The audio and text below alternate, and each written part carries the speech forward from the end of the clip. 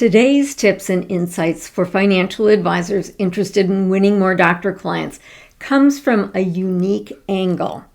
You'll see how to apply lessons from the true masters of doctor marketing, the pharmaceutical industry.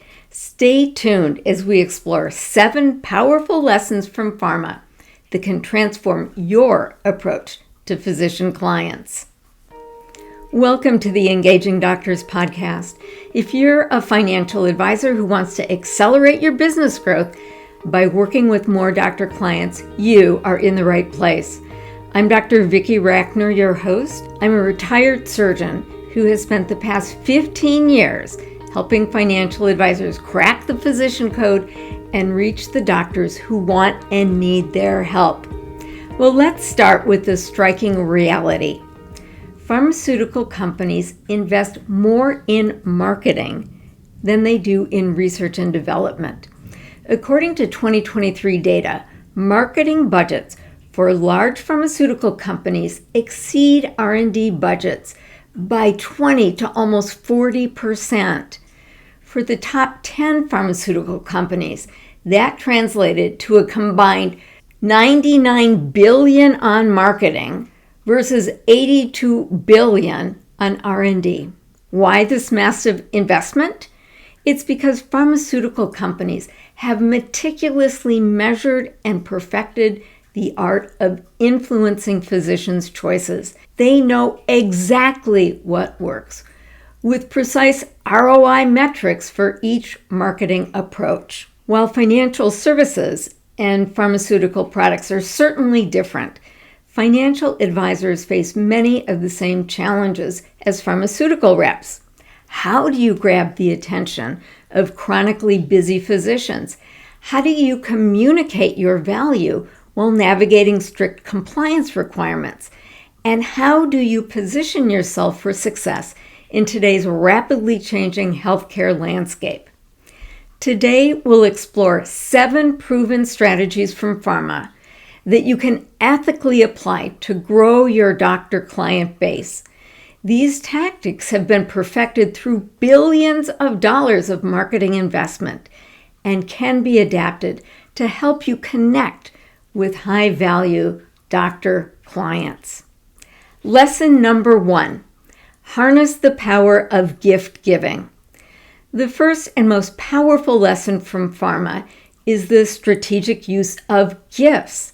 Historically, over half of pharmaceutical marketing budgets were dedicated to gift giving, from medication samples to branded office supplies. Why was gift giving such a massive investment? It's because it works. And it works because of the fundamental law of reciprocity. I do something nice for you, you do something nice for me. Dr. Robert Cialdini, author of Influence, constructed a simple experiment to measure the power of gift giving. Could he help waiters increase their tips? In a study, waiters gave diners the gift of a single mint with the bill. This led to a 3% increase in tips. When the gift was doubled to 2 mints, the tips didn't double, they quadrupled to a 14% increase. And when waiters gave 1 mint and then returned to the table saying, "Oh, for you nice people, here's an extra mint," the tips increased by 23%. This study demonstrates that both the gift itself and how you give it matter. Here's what might be the most striking evidence that showcases the power of gift giving. As you know, about 10,000 Americans turn 65 every day. Medicare expenditures are soaring, and the part of the Medicare budget that's growing the fastest is the payment for prescription medication. In fact, about 26% of the Medicare budget goes to physicians, and 32% goes to prescription drugs. In order to keep a lid on Medicare prescription costs, the government decided it wanted to avoid the law of reciprocity from influencing physicians' prescribing habits. As part of the Affordable Care Act, there was a piece of legislation called the Sunshine Act. It states that if a physician accepts a gift from Pharma of more than $10 in value, their name would be reported to a public database. Well, Pharma cut way back on their gift-giving campaign. They even removed the logos from their custom chocolates that they gave away at medical meetings. This has not eliminated Pharma gift-giving, but gift-giving has evolved. As a financial advisor, your gift-giving to doctors is not restricted by the Sunshine Act. However, FINRA does have giving guidelines. Are you effectively using gifts to engage doctors? Consider these options. Well-chosen books relevant to physicians' interests or financial education. Branded notepads or calendars or bookmarks that keep you top of mind. Whiteboards or organizational tools that can help busy physician families. Customized gifts like a dog bowl customized with the dog's name or a sweatshirt from the university their child was just accepted into. Resources that save physicians time or money. Donations to a client's favorite nonprofit. An experience like sending a barbershop quartet to serenade a doctor for a special event, or even piggy banks for children, or games that teach financial lessons. You can track clients' personal preferences to ensure you're choosing a great gift. The presentation matters too. Make your gift fun to open. Let me tell you the story about a financial advisor who's harnessed the power of gift giving. Jim gives away copies of my book, The 9 Money Mistakes Doctors Make. If he wants to meet a new doctor, he learns more about them. Then he wraps the book and writes a personal note. He has an Uber driver deliver it to the doctor's office, and he asks the driver to get the receptionist's name along with the request to put the gift on the doctor's desk. Then Jim calls a few days later. When the receptionist asks, "What's this about?" he says, "Well, I'm the person who sent the gift to the doctor." The results? Jim has sent out 23 books and gotten 18 appointments. That's a 78% conversion rate. I'll leave a link below so you can read the 9 Money Mistakes book and see if it might be a good gift for you to give. Lesson number 2, educate. Our second lesson from Pharma taps into the power of education. Did you know that pharmaceutical companies deliver more hours of continuing medical education than hospitals? Pharmaceutical companies understand that doctors value knowledge and expertise. Recent data shows this approach continues to be the cornerstone of pharmaceutical marketing, consistently commanding 12 to 15% of total marketing budgets, and for good reasons.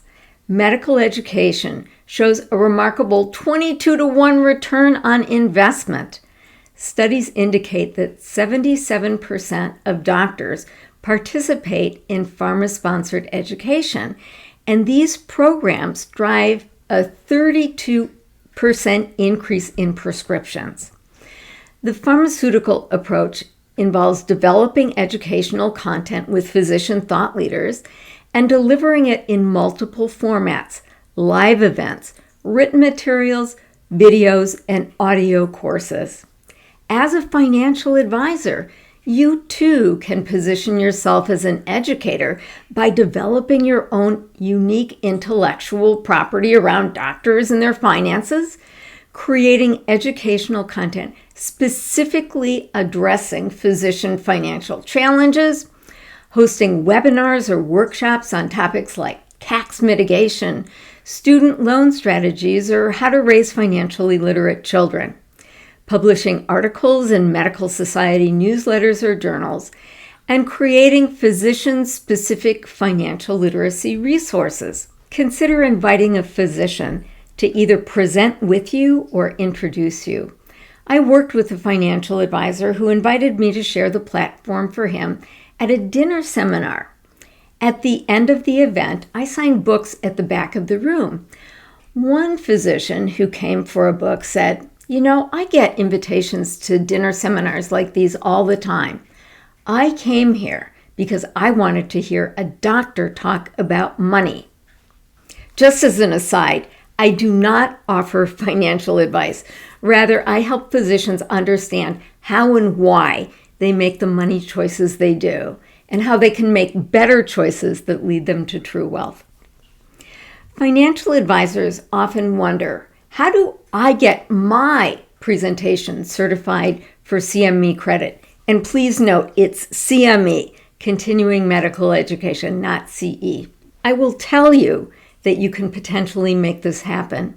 When I deliver presentations at medical meetings, like The Myth of the Rich Doctor or How Doctors Build True Wealth, they qualify for CME credit in the category of ethics. However, you should know that the awarding of CME credit is decentralized, so you cannot get a presentation qualified. However, once your present qualifies for CME credit through one institution, you increase your chances of having them approved in other settings.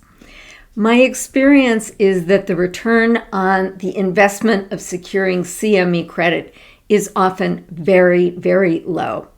The key to success with education is to lead with value and establish yourself as a trusted source of information.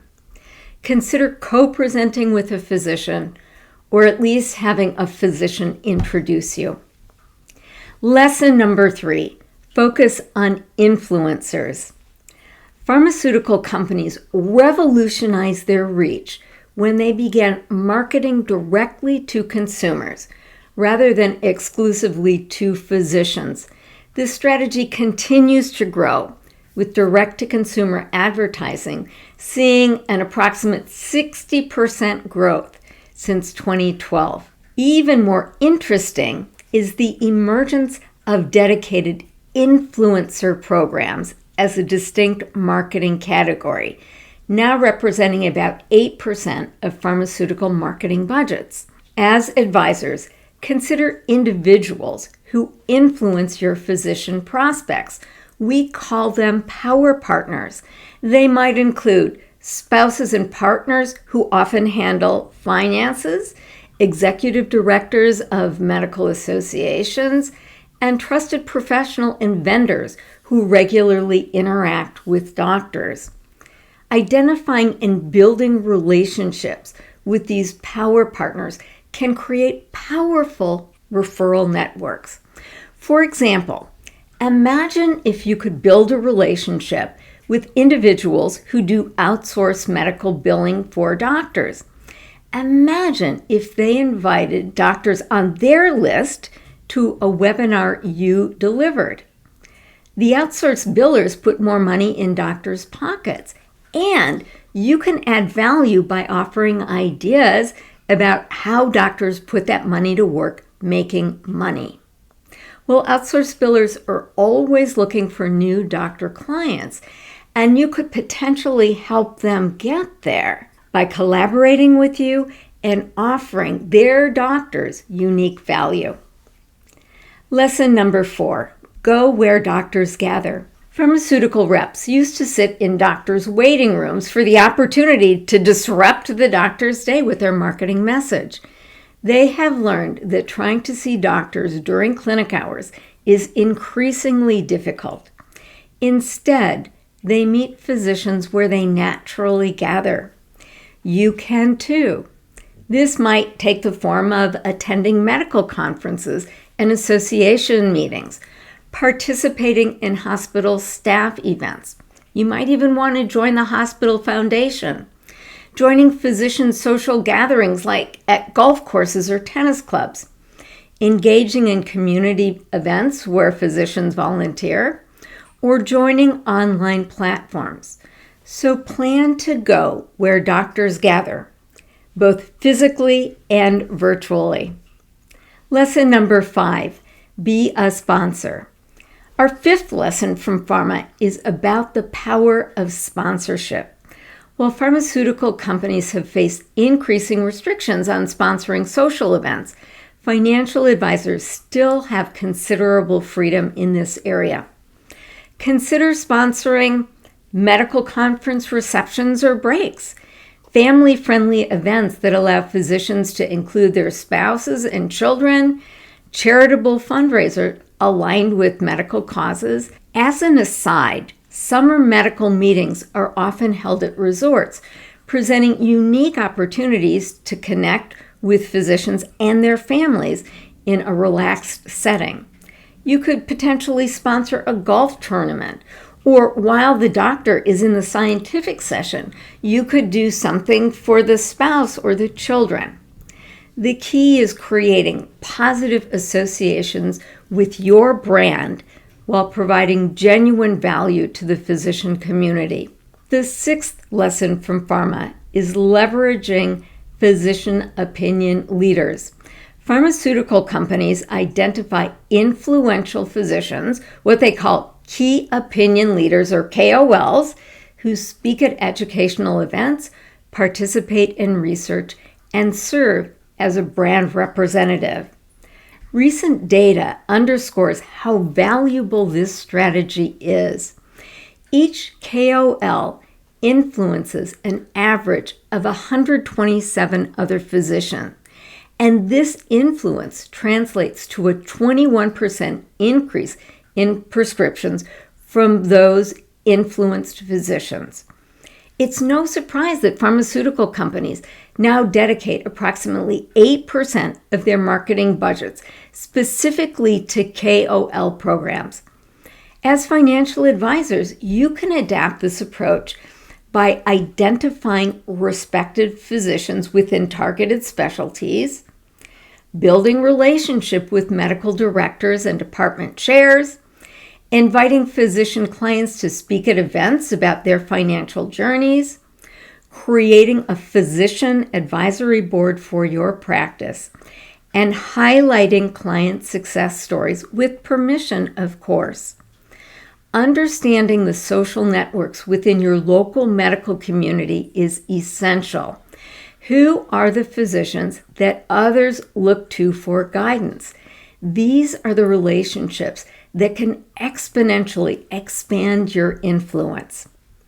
Lesson number 7, repeat your messages.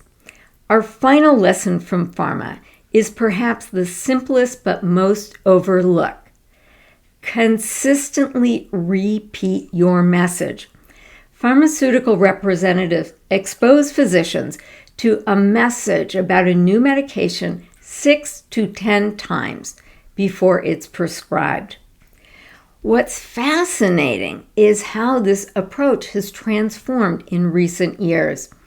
The traditional sales rep model, once a backbone of pharmaceutical marketing at about 60% of the budgets, has declined to approximately 30% by 2024. Meanwhile, digital marketing has exploded from 44% of the budget in 2019 to 62% in 2024. Why the massive shift? The ROI tells the story. Digital marketing now delivers an estimated 30 to 1 return, compared to 17 to 1 for traditional sales rep activities. Pharmaceutical companies have embraced omnichannel engagement, data analytics, and personalized marketing using AI and predictive analytics. This persistence is crucial because physicians are bombarded with information. Financial advisors must develop systems for regular, value-added contact. This might mean a monthly or bi-weekly newsletter with physician-specific content, quarterly webinars on timely financial topics, regular social media presence in physician groups, systematic follow-up processes for prospects, annual financial checkup reminders, and birthday and anniversary acknowledgments. I mentioned my book, The 9 Money Mistakes That Doctors Make. Once you license the book, you can create a landing page in which a physician exchanges their email address for digital access to this book. Then you could potentially run Facebook ads promoting this book. Now you've got a doctor's name and an email address. Now imagine sending out an email or video with one of the 9 money mistakes. Now you have 9 additional contacts for the needed conversion. So you can build out an entire digital funnel filled with the ideas in this book. Well, I mentioned my book, but maybe you have your own book and you can apply these same principles to your own intellectual property. Remember, it's the consistency of high-value content that builds the relationship over time. Each interaction should provide something useful, whether that's information, insight, or a relevant resource. All right, now you've got the 7 lessons from Pharma. Let's discuss how they implement. And the key is integration, using these tactics as part of a cohesive strategy rather than isolated efforts. But first, let's consider how Pharma makes these strategic marketing decisions. According to recent data, their investment choices are driven by data, complete with an ROI analysis by channel and product, the product lifestyle stages, so there are different strategies for launch, growth, and mature products, the competitive landscape, the target audience segmentation, increasingly personalized by physician practice patterns, and the regulatory environment, which shifts spending toward compliant channels. As a financial advisor, you can apply the same strategic thinking to your marketing efforts. Here's a practical 90-day implementation plan. Month 1, foundation building. Identify 30 to 50 targeted doctor prospects in your area. Then research their specialty and affiliation and personal interest. Develop or curate one educational resource specifically for this group, and then select appropriate gifts. Month 2, initial engagement. Reach out to the new doctor with a personalized letter along with your educational resource. Identify local gatherings and secure attendance or sponsorship. Connect with at least 3 power partners in the medical community and schedule your first physician-focused educational event. Month 3, relationship building. Follow up with initial contacts through second value-added touch points. Deliver thoughtful, selective gifts to warm prospects. Begin regular communication through email or newsletter. And identify 1 or 2 physician opinion leaders to cultivate. Remember, the acquisition of physician clients is a long game. The average pharmaceutical rep invests 18 months before seeing significant results with a new product. Be prepared to demonstrate similar patience and persistence. Well, that concludes our exploration of Pharma's 7 powerful lessons for acquiring doctor clients. Harness the power of gift giving, educate, focus on influencers, meet physicians where they gather, become a sponsor, leverage physician opinion leaders, and repeat your message. What's particularly interesting is how the pharmaceutical industry continually evolve its approach based on data. So what worked for you a decade ago has probably changed significantly. Be like the pharmaceutical industry and make shifts that align with how doctors are functioning today. Your tactics might change, but the core principles remain the same. With these strategies, you're now equipped to approach physician marketing like the pharmaceutical industry with data-driven precision and proven techniques that continue to deliver results even as the healthcare landscape evolves. If you found value in this episode, please subscribe to our podcast and leave a rating or review. And as promised, in the notes you will find a link to download your own copy of the 9 money mistakes that doctors make. I'll look forward to seeing you in the next episode. Until then, I'm Dr. Vicki Rachner, reminding you that in the financial advice business, the most valuable lessons often come from outside your industry. Thanks for listening.